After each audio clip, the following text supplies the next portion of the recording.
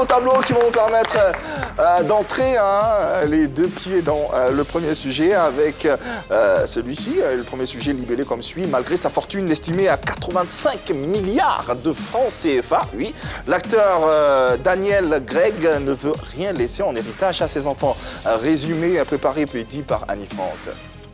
Premier sujet pour ce numéro polémique. Malgré sa fortune estimée à plus de 150 millions de dollars, l'acteur britannique Daniel Craig ne veut rien laisser en héritage à ses enfants. L'acteur de 52 ans ne compte pas laisser son énorme fortune à ses deux filles après sa mort. Il dit en substance « Je ne veux pas laisser beaucoup d'argent à la prochaine génération. Je pense que l'héritage est quelque chose d'assez déplaisant. Ma philosophie est de m'en débarrasser et de tout donner avant de partir », a-t-il déclaré. Bon, c'est son avis. Alors, qu'en pensez-vous, messieurs, dames, autour de la table Marie-Dominique, Yann Cédric, Enis Dingo, ainsi que Annie France. Sa décision. Sa décision, alors l'acteur qui campe depuis 2006 le rôle de James Bond décide de déshériter en quelque sorte ses filles. Coup de bluff? Je ne sais pas, je ne saurais le dire, mais en tout cas, il était clair dans les colonnes du magazine auquel il a donné cette interview. Justement, ce que tu viens de citer tout à l'heure, c'est sa philosophie à lui. Donc lui, il préfère il ne veut pas, en tout cas, que ses enfants jouent entre griffes avec l'argent. Il veut inculquer des valeurs à ses filles. Je ne sais pas, peut-être qu'il veut les obliger à bosser elles-mêmes à leur propre compte pour savoir ce que c'est que réellement l'argent. Il n'a pas envie, en fait, qu'elles s'installent dans une certaine facilité, dans une certaine aisance financière. Et on ne sait pas pourquoi. Donc, en ce moment, tout le monde regarde. Le monsieur, quand même, il pèse 85 milliards de francs CFA, soit 150 millions de dollars. Ce n'est pas rien. Mais en fait, moi, j'aimerais bien qu'il m'adopte, quoi. Voilà. C'est un peu ça. Ses enfants biologiques, mais il ne veut pas la donner. C'est pas adopter. Je saurais le convaincre. D'accord. Marie-Dominique. Alors moi, quand on parle de déshériter des enfants, je suis contre, quelles que soient les raisons qu'on pourrait évoquer, parce que l'héritage n'a pas seulement une valeur pécuniaire. Il a aussi une valeur sentimentale, psychologique. L'enfant qui hérite, il sent qu'il a compté pour la personne qui s'en va parce que même absente, la personne s'assure que sa vie ici ne sera pas très très compliquée et ça rassure l'enfant. À côté, quand on s'intéresse à la raison qu'il a évoquée, moi je ne comprends pas. Il dit que l'héritage est une chose de mauvais goût, mais pour qui? Pas pour la personne qui hérite. À moins qu'il y ait beaucoup plus de passifs que d'actifs. Là, je pourrais comprendre. Aussi, quand on s'intéresse à ces deux filles, on a Ella qui a 28 ans, je pense. On peut dire que pour elle, c'est pas grave, même si ça l'est. C'est ce que je dis, on peut dire que c'est pas grave, même si ça l'est. Okay. Donc, elle a une carrière, elle est mannequin, elle est fille d'une ancienne actrice, elle peut subvenir à ses besoins. Mais la dernière, elle a que 2 ans.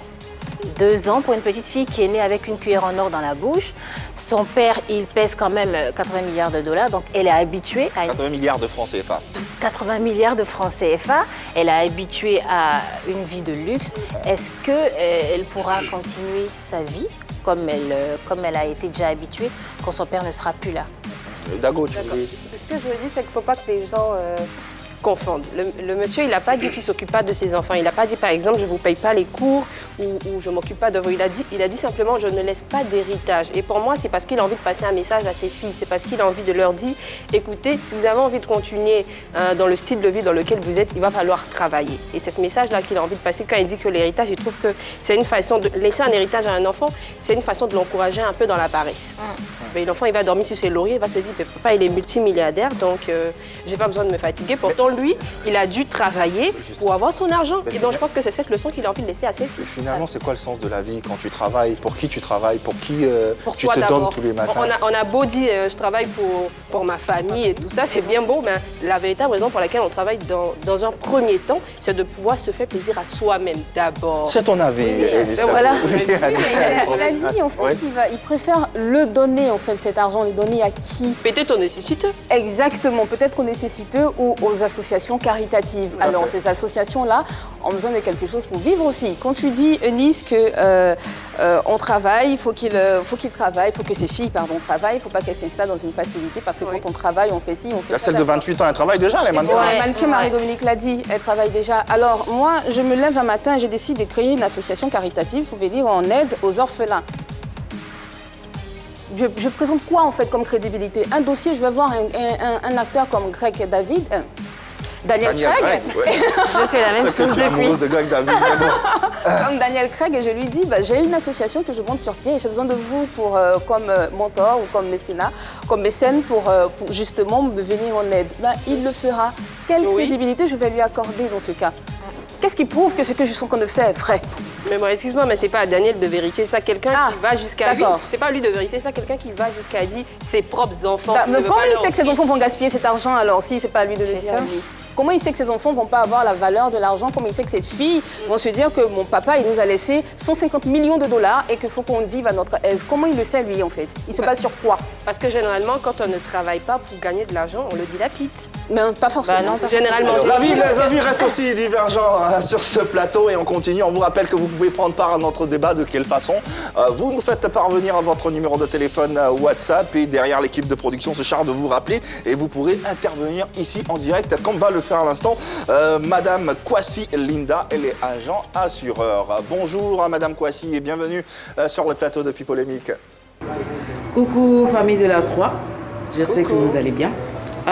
Pour ma part, je pense que décider de ne pas donner sa fortune en héritage à ses enfants, c'est ingrat, c'est méchant. Mais ça reste quand même sa décision, aussi légitime qu'elle soit. Dans mon entendement, dans ma mentalité, c'est pas gentil, c'est méchant. Parce qu'on travaille pour assurer l'avenir des enfants. On travaille pour pouvoir subvenir aux besoins des enfants. Même si c'est vrai que dans un premier lieu, c'est pour notre propre épanouissement. Mais sa décision, elle est tout à fait légitime. En Afrique, d'aucuns diraient qu'il est mauvais. Il est mauvais, il est vraiment mauvais. Tu vas voir même que l'acteur là, l'argent, il va aller donner ça à des organismes à but non lucratif. Ce dont parlait justement Annie France. Merci infiniment à Kwasi Linda. Elle a dit le gars est méchant. Alors, moi je suis pas tout à fait d'accord avec elle. Même si c'est sa décision, mais on ne peut pas le traiter de méchant. Moi, je pense bien qu'il y a un aspect positif qui en découle. L'aspect positif, c'est qu'il protège ses enfants. Parce qu'après, quand il va mourir, il y aura la question de l'héritage. Si justement dans le testament, c'est mentionné que telle ou telle personne devra recevoir ceci, cela, après, il y a les dettes, on ne sait jamais, il y a des dettes, il y a des impôts impayés qui peuvent retomber sur la personne. Finalement, l'héritage aura servi à quoi? Aura servi uniquement à régler les dettes, tu n'auras pas profité, tu n'auras pas bénéficié. Après, je rejoins l'avis de Nice pour dire que justement, il faut apprendre à son enfant les valeurs des choses et non lui préparer l'avenir. Merci. Il faut lui apprendre les valeurs des choses. Tu lui apprends ces valeurs-là depuis le bas âge. C'est pas à l'âge de la maturité ou quand elle a 28 ans ou 29 ans que que l'héritage va lui apprendre ces valeurs.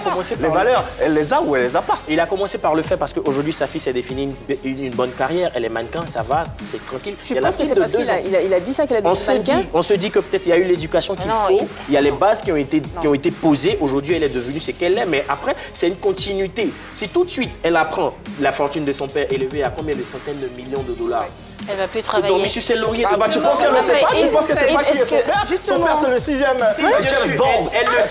Tu penses que C'est James Bond, quoi, en fait. Oui, Marie-Dominique. Alors, moi, j'entends dire ici que oui, c'est pour que les enfants ne soient pas tentés de ne plus travailler et de dilapider de l'argent. Mais pour la petite fille de 2 ans, la fillette de 2 ans, elle travaille comment pour gagner sa vie? Après, Eunice, si tu permets, après, quand on a peur que l'argent soit dilapidé, on peut faire ce qu'on appelle une fiducie testamentaire. Donc, il y a C'est quoi ça, Marie-Dominique? C'est quoi ça? Doucement, Marie-Dominique. Qu'est-ce que tu viens de dire et qu'est-ce que c'est? En fait, la fiducie testamentaire, c'est quoi? C'est un document dans lequel on établit comment doit être dépensé l'argent, combien l'enfant doit recevoir chaque mois. Ah ouais, ça a été fait pour la fille Whitney Houston, la fille de Whitney Houston. Exactement. Bobby. Donc, il peut faire ça et il y a quelqu'un qui gère l'argent des enfants, comme s'il était là, en fait.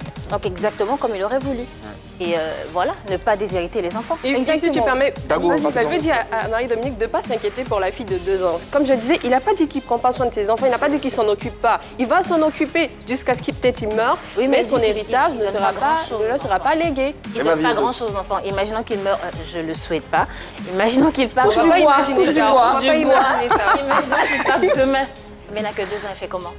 Alors, ce que j'aimerais dire très rapidement, Yves, si tu s'il te permets, plaît, Yann Cédric parle de sa fille qui est mannequin et qui peut subvenir à ses besoins. Je rappelle que, j'allais dire Greg David encore, je rappelle que Daniel Craig l'a déclaré à l'issue de sa famille. Donc, aucune déclaration de la part de sa famille n'a été faite encore. Personne n'est revenu dessus. Donc, il a lancé cela comme une bombe. Ça a été comme une bombe, enfin, un coup de pierre dans la mare.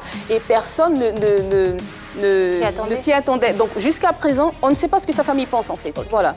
Allez, Greg, l'acteur britannique, le 6e acteur à interpréter James Bond au cinéma, au cœur de notre débat aujourd'hui. Mais le temps pour nous de vous rappeler le deuxième sujet dans la deuxième partie de cette émission. L'humour a-t-il enterré le théâtre ivoirien? Comédiens dépassés ou en manque d'inspiration, les anciens font-ils la place aux humoristes pour mieux bénéficier de leur largesse financière?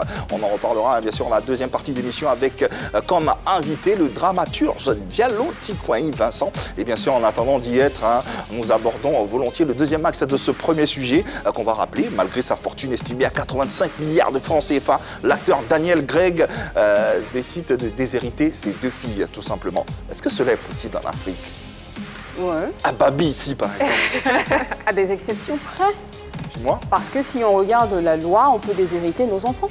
Parce que si dans ta famille, ton enfant t'a menacé de mort, ton enfant a eu des attitudes, j'explique ça de façon terre à terre parce que je suis pas Mado, je suis pas Marido, donc j'explique ça de façon assez terre à terre, j'ai pas les termes en droit, mais ce que je sais, c'est que vous pouvez déshériter vos enfants si justement il vous a menacé de mort et si vous n'avez pas pu... Il y a une tentative de mort. Il y a une tentative de mort, s'il y a une menace, oui aussi s'il y a une menace et tout ça, et que si vous mourrez et que si toi, enfin je touche du bois, tu casses la pipe et que tu n'as pas pu te réconcilier avec ton gosse, ben, ce sera aux autres enfants qui étaient là d'avoir un recours auprès de la justice pour leur dire que cet enfant-là, notre frère-là, il avait été déshérité par papa, donc on aimerait bien que cela continue. Alors il y a la réserve héréditaire, je suis d'accord avec ça, mais qui n'existe pas ici, qui est plutôt en France. Je sais, dans le code civil ivoirien, je pense que pas vraiment. Alors vas-y, dis-moi plus.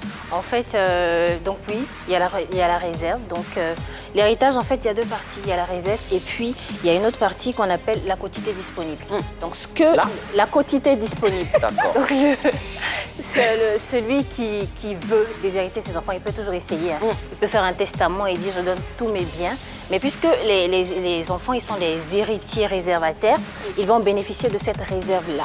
Donc Annie l'a dit, oui, il y a des cas, il y a des exceptions, mais encore faut-il qu'il y ait des enquêtes, il faut qu'on prouve que ces enfants-là ont essayé d'attenter à la vie de leurs parents, et ça, c'est plutôt compliqué. C'est très long? Oui, c'est long. C'est long, c'est compliqué à prouver, mais on peut toujours essayer. Donc, c'est pas très évident de déshériter son enfant. En Côte d'Ivoire et dans d'autres pays d'Afrique. En dehors de la loi, à côté de ces la raisons tradition judiciaires, justement, nos valeurs, nos cultures africaines ne nous permettent pas très souvent de faire ça parce que dans notre éducation, on nous dit, écoute, tu travailles pour assurer un avenir à tes enfants. Ouais. Et dans beaucoup de familles, le père, il dit, par exemple, je travaille pour mes enfants ou la mère, je travaille pour mes enfants. Donc, quel que soit ce qu'il y a comme discorde entre un enfant et ses parents, généralement, en Afrique, le parent, il se sent obligé de laisser quelque chose à son enfant, peu importe la valeur de ce que c'est. Donc, que ce soit peut-être une maison, je dis n'importe quoi, ou un vélo. C'est un peu comme une obligation. C'est une fierté pour un parent de dire, je laisse tant à mon enfant, quand je ne serai plus là, voilà ce que mes enfants pourront avoir. Donc, ça sera vraiment compliqué pour un parent de dire, comme ça, je déshérite mon enfant en Afrique. Il a beaucoup d'argent. Pendant qu'il a 85 milliards de francs CFA. C'est l'acteur britannique Daniel Craig qui ne veut rien laisser en héritage à ses enfants. En tout cas, il a raison ou pas. Le débat se poursuit. Et chez vous, on va refermer ce premier sujet avec la petite histoire que nous offre Yann Cédric, oui, comme tous les jours. Histoire, le cinquantenaire britannique, depuis sa tendre enfance, avait décidé de devenir acteur, mais d'incarner justement le rôle de super-héros, ce justicier-là qui vient être rétabli l'ordre. Donc, il avait cité Superman, Batman, l'homme invisible, le cowboy justicier, tout ça. Mais à sa grande surprise, il s'est retrouvé en train de tourner des films d'espions, comme Annie l'a dit, depuis 2006. Et depuis lors, il se retrouve dans son élément très à l'aise. Il trouve que il a beaucoup d'argent, il rentabilise beaucoup. Du coup, ça fait de lui l'acteur le plus bancable avec 135 millions de dollars. Et le plus sexy après le plus sexy, oui, parce qu'il a posé dans GQ, torse nu, avec certains tatouages. J'adore tous les sexy. Oui. Ouais, il a été élu en tout cas comme l'acteur le plus sexy, pas Jake. Allez, merci pour cette petite histoire qui va nous permettre de refermer ce sujet et de remercier infiniment Marie-Dominique pour sa présence. On va l'applaudir.